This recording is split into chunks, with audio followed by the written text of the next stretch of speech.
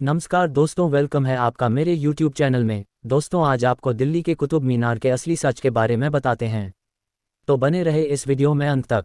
जैसा कि आपको पता है, कुतुब मीनार भारत में दक्षिण दिल्ली शहर के मेहरौली भाग में स्थित ईंट से बनी पुरानी विश्व की सबसे ऊंची मीनार है। इसकी ऊंचाई 72.5 मीटर लगभग 237.86 फीट है। मीनार के चारों ओर बने अहाते में भारतीय कला के कई उत्कृष्ट नमूने हैं। कुतुब मीनार लाल और बफ सैंडस्टोन से बनी भारत की सबसे ऊंची मीनार है। कुतुब मीनार से जुड़ी कुछ रोचक बातें, जिसे देखकर आपको भी लगेगा कि ये एक हिंदू धर्म से जुड़ा पवित्र स्थान है। यह मीनार वास्तव में ध्रुव स्तंभ है, या जिसे प्राचीन हिंदू खगोलीय वेधशाला का एक मुख्य निगरानी टॉवर या स्तंभ है। 2 सीटों वाले हवाई जहाज से देखने पर यह टॉवर 24 पंखुड़ियों वाले कमल का फूल दिखाई देता है। 24 पंखुड़ियों वाले कमल के फूल की इमारत पूरी तरह से एक हिंदू विचार है। ध्रुव स्तंभ का यह कमल के रूप में उठा हुआ भाग अतीत के किसी वास्तुविद या पुरातत्ववेत्ता के द्वारा सोचा या बनाया नहीं जा सकता। मीनार पर अंकित कुरान की आयतें एक जबरदस्ती डाली हुई लिखावट है, जो कि पूरी तरह से हिंदू डिज़ाइन के सुंदर चित्रवल्लरी वाली धारियों पर ऊपर से लिखी गई हैं। जिन सुल्तानों का इस मीनार के साथ नाम जुड़ा है, उन्होंने इसके आवरण को नष्ट कर दिया। जिन पत्थरों पर मनुष्य या पशुओं के आकार बने थे, उन्हें उल्टा कर दिया और इन पर अरबी में लिखावट को उत्कीर्ण कर डाला। कुतुब मीनार के पास जो बस्ती है उसे मेहरौली कहा जाता है। यह एक संस्कृत शब्द है जिसे मिहिर अवेली कहा जाता है। इस कस्बे के बारे में कहा जा सकता है कि यहाँ पर विख्यात खगोलज्ञ मिहिर, जो कि विक्रमादित्य के दरबार में थे, रहा करते थे। वे लोग इस कथित कुतुब टॉवर का खगोलीय गणना अध्ययन के लिए प्रयोग करते थे। इस मीनार के चारों ओर हिंदू राशि चक्र को समर्पित 27 नक्षत्रों या तारामंडलों के लिए मंडप या गुंबजदार इमारतें थीं। कुतुबुद्दीन के एक विवरण छोड़ा है जिसमें उसने लिखा कि उसने इन सभी मंडपों या गुंबजदार इमारतों को नष्ट कर दिया था, लेकिन उसने यह नहीं लिखा कि उसने कोई मीनार बनवाई।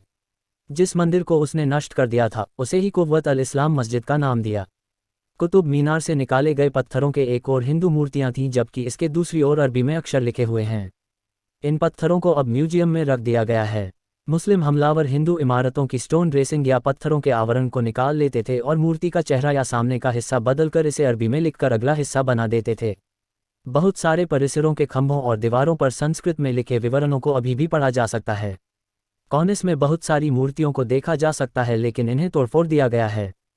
प्रवेश द्वार के एक ओर पत्थर का कमल का फूल बना है, जो कि यह सिद्ध करता है कि यह एक हिंदू इमारत थी।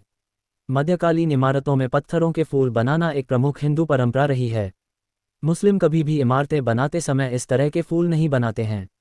मीनार की ईंटों का लाल रंग भी हिंदुओं में पवित्र समझा जाता है।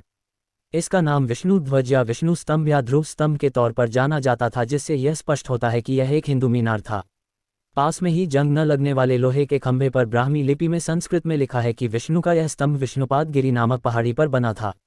इस विवरण से साफ होता है कि मीनार के मध्य स्थित मंदिर में लेटे हुए विष्णु की मूर्ति को मोहम्मद गोरी और उसके गुलाम कुतुबुद्दीन ने नष्ट कर दिया था। मीनार में 7 तल थे, जो कि एक सप्ताह को दर्शाते थे। 7वें तल पर वास्तव में 4 मुख वाले ब्रह्मा की मूर्ति है, जो कि संसार का निर्माण करने से पहले अपने हाथों में वेदों को लिए थे। लेकिन अब टॉवर में केवल 5 तल हैं। इस मीनार में सदियों पुराने मंदिरों का भी एक बड़ा हिस्सा शामिल है। देवी देवताओं की मूर्तियां और मंदिर की वास्तुकला अभी भी आंगन के चारों ओर के खंभों और दीवारों पर स्पष्ट रूप से दिखाई देती है। वाराणसी की ज्ञानवापी मस्जिद, आगरा के ताजमहल के बाद अब दिल्ली की कुतुब मीनार को लेकर भी विवाद छिड़ गया। उन्होंने कुतुब मीनार का नाम बदलकर विष्णु स्तंभ करने की मांग की। आप भी अपना तर्क जरूर दें। वीडियो अच्छी लगे तो लाइक करें और चैनल को सब्सक्राइब जरूर करें।